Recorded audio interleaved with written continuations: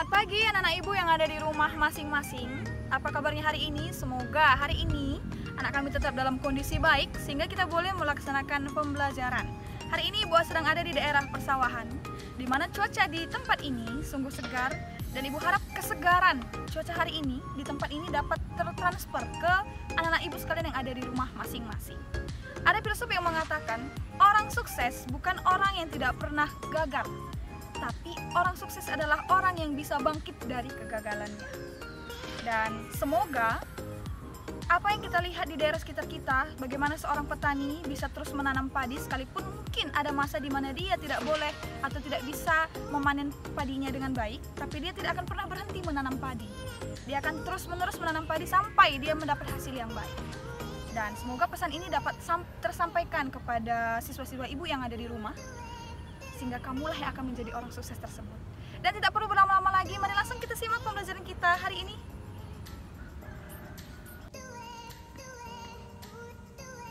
Perpecahan Yugoslavia dan Cekoslowakia, serta nanti ada namanya konflik di Filipina.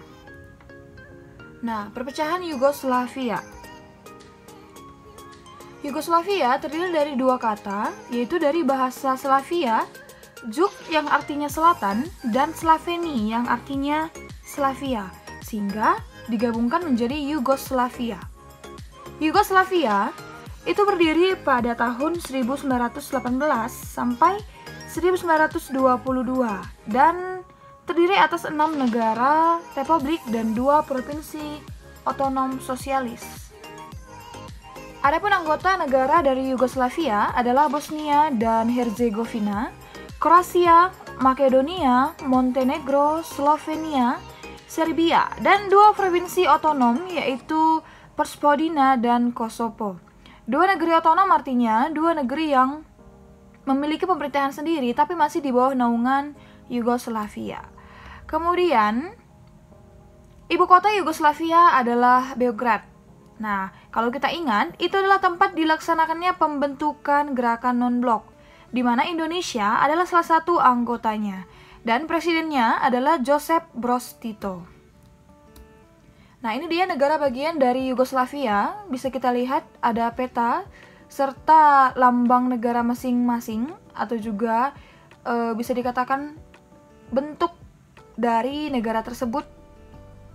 Nah, ada Serbia, ada Bosnia, kemudian Kroasia, Montenegro, Slovenia, Makedonia, kemudian ada Perspodina sebagai negara bagian tadi.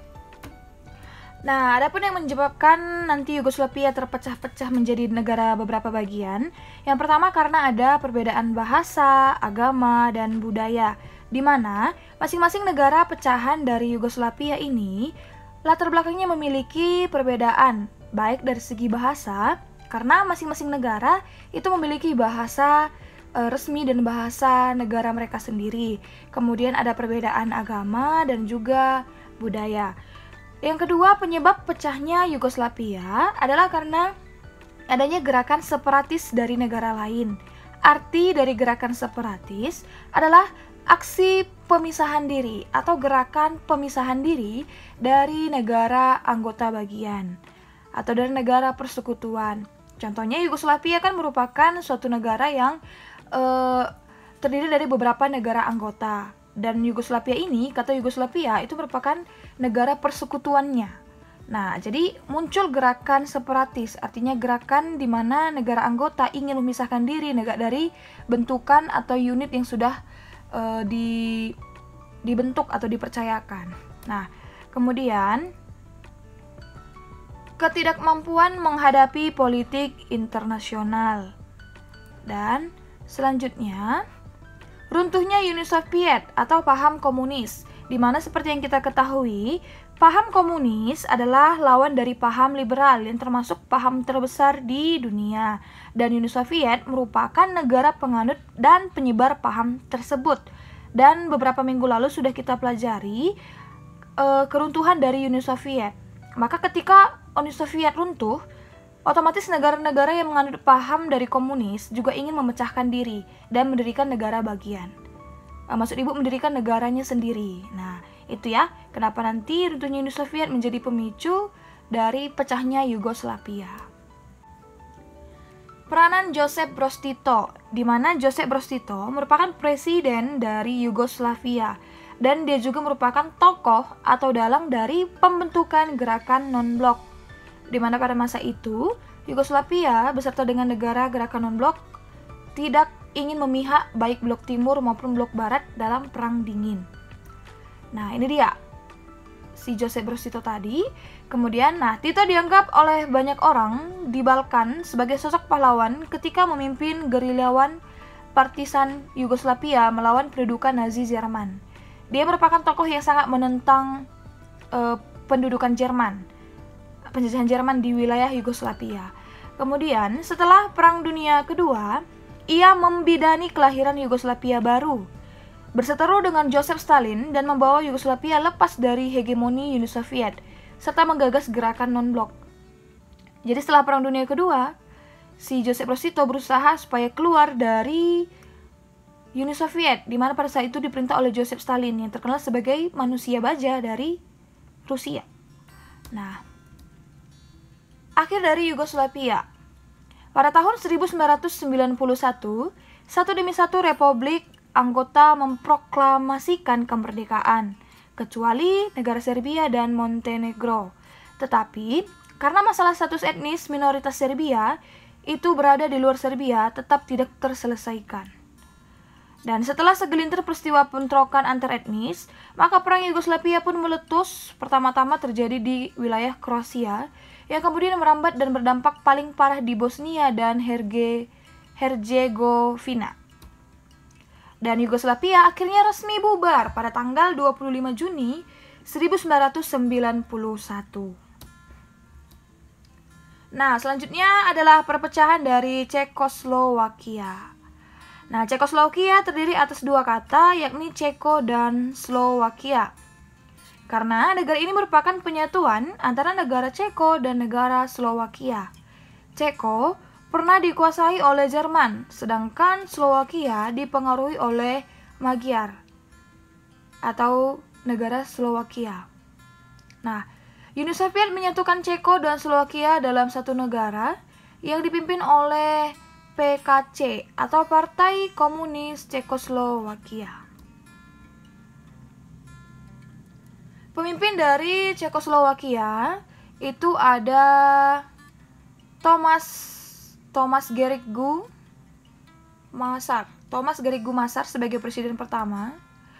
Kemudian ini dia tokoh berikutnya, Edvard Benes sebagai presiden kedua, dan ada Václav Havel sebagai pemimpin dari anti komunis Cekoslowakia.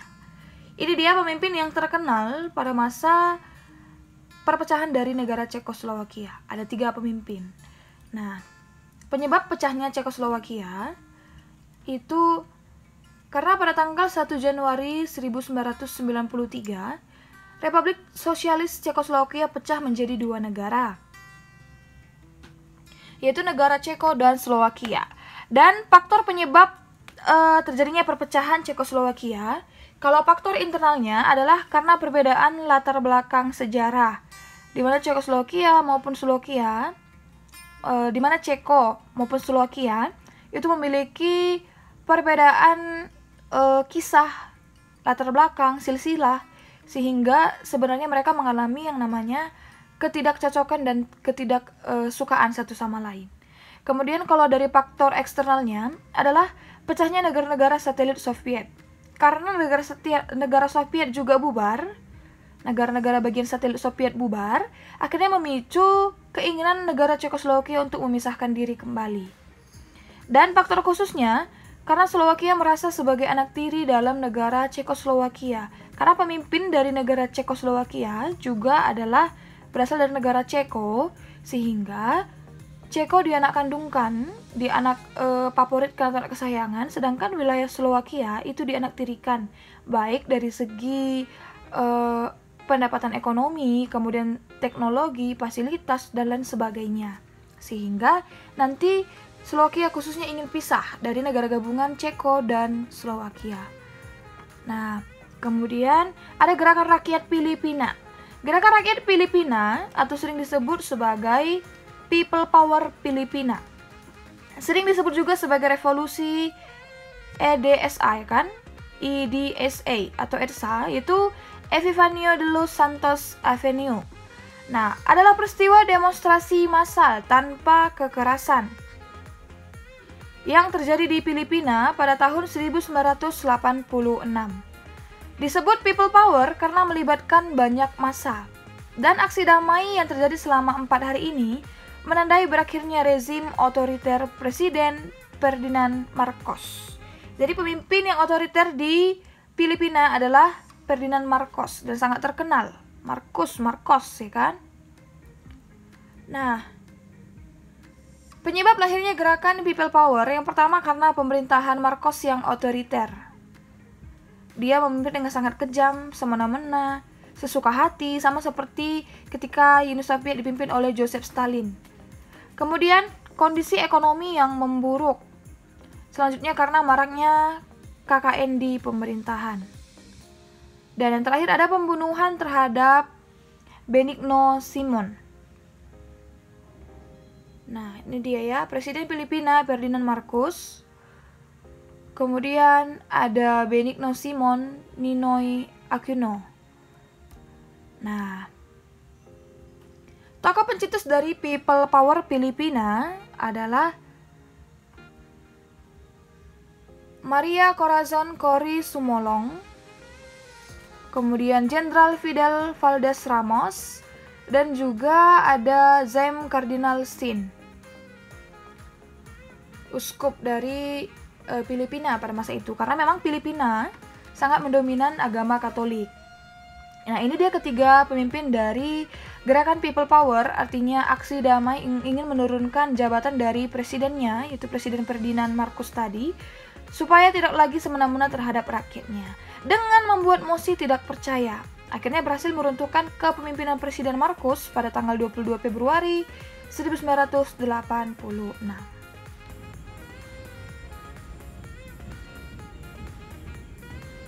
Demikianlah pembelajaran kita pada hari ini. Semoga materi kita yang kita pelajari ini dapat bermanfaat bagi anak-anak kami sekalian dan anak-anak kami dapat mengambil hikmat dari setiap materi kita pada hari ini.